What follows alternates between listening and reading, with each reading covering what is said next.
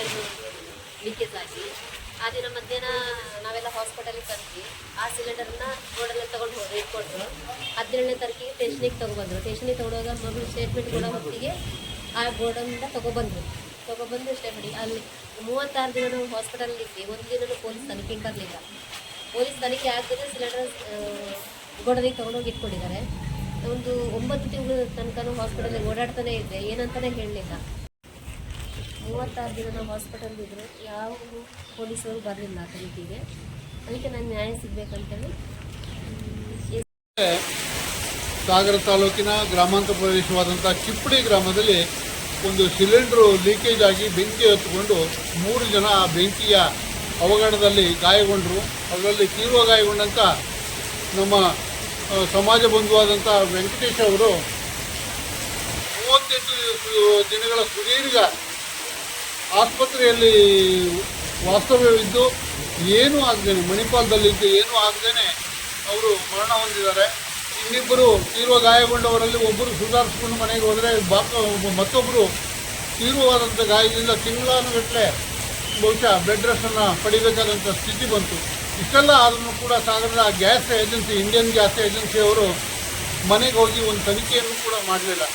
ಅಷ್ಟೇ ಅಲ್ಲ, ಅವತ್ತೇ ಅವಘಡ ಸಂಭವಿಸಿದ ದಿವಸವೇ ಅಲ್ಲಿಂದ ಸಿಲಿಂಡರ್ನ ತಗೊಂಡು ಬಂದರು. ಒಂದು ದಿನ ಪೂರ್ತಿ ಇಟ್ಕೊಂಡು ಪೊಲೀಸ್ನವರಿಗೆ ಮಾರನೇ ದಿನ ತೋರಿಸಿದ್ದಾರೆ.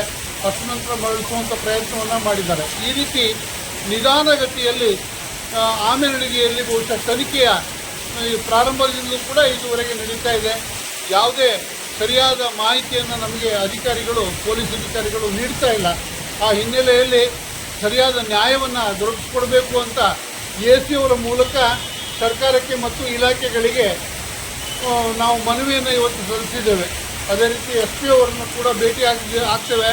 ಹಾಗೆ ಅವರಲ್ಲೂ ಕೂಡ ಮನವಿಯನ್ನು ಮಾಡಿಕೊಳ್ತೇವೆ. ಜಿಲ್ಲಾಡಳಿತಕ್ಕೂ ಈ ರೀತಿ ನಮಗಾದ ಅನ್ಯಾಯವನ್ನು ನಾವು ತೋಡ್ಕೊಳ್ಳಲಿಕ್ಕೆ ಸಿದ್ಧರಿದ್ದೇವೆ, ಅದನ್ನು ಮುಂದಿನ ದಿನಗಳಲ್ಲಿ ಮಾಡ್ತೇವೆ ಅಂತ ಹೇಳ್ತಾ, ಇದನ್ನು ತೀವ್ರಗತಿಯಲ್ಲಿ ಪ್ರಾಮಾಣಿಕವಾದಂಥ ತನಿಖೆಯನ್ನು ಮಾಡಿ ರಿಪೋರ್ಟನ್ನು ಕೋರ್ಟಿಗೆ ಸಲ್ಲಿಸಬೇಕು. ಅವರು ಅದನ್ನು ವಿಳಂಬ ಮಾಡಿದಲ್ಲಿ ನಾವು ಇಡೀ ಸಾಗರ ತಾಲೂಕಿನ ಸವಿತಾ ಸಮಾಜ ಜಿಲ್ಲಾ ಮುಖಂಡರೊಂದಿಗೆ ಸೇರಿ ನಾವು ದೊಡ್ಡ ಪ್ರತಿಭಟನೆಯನ್ನು ಕೂಡ ಹಮ್ಮಿಕೊಂಡು ನಾವು ಸಾಗರದ ರಸ್ತೆಗಳಲ್ಲಿ ಈ ಒಂದು ಅವ್ಯವಸ್ಥೆಯ ವಿರುದ್ಧ ಹೋರಾಟವನ್ನು ಮಾಡ್ತೇವೆ ಅಂತ ಈ ಸಂದರ್ಭದಲ್ಲಿ ಹೇಳ್ತೇನೆ.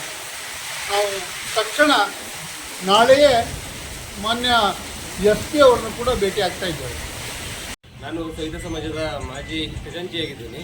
ನಾವು ಈಗ ನಮ್ಮ ಸಮಾಜದ ವೆಂಕಟೇಶ್ ಅವರು ಇವತ್ತು ಅನಾಹುತ ಆಗಿ ಇವತ್ತು 8-10 ತಿಂಗಳಾದರೂ ಸಮೇತ 36 ದಿನ ಅವರು ಮಣಿಪಾಲ್ ಹಾಸ್ಪಿಟಲ್ ಇದ್ದರು. ಆದರೂ ಯಾವುದೇ ತನಿಖಾಧಿಕಾರಿಗಳಾಗಲಿ, ಪೊಲೀಸ್ ವ್ಯವಸ್ಥೆ ಆಗಲಿ ಅಥವಾ ನಮ್ಮ ಅಧಿಕಾರಿಗಳು ಯಾರೂ ಕೂಡ ಮಣಿಪಾಲ್ ಹಾಸ್ಪಿಟಲ್ಗೆ ಅವರು ಜೀವಂತ ಇದ್ದಾಗಲೂ ಸಮೇತ ಯಾರೂ ಕೂಡ ಅವರು ತಗೊಂಡಿಲ್ಲ, ಅವರ ಒಂದು ಹೇಳಿಕೆ ತಗೊಂಡಿಲ್ಲ.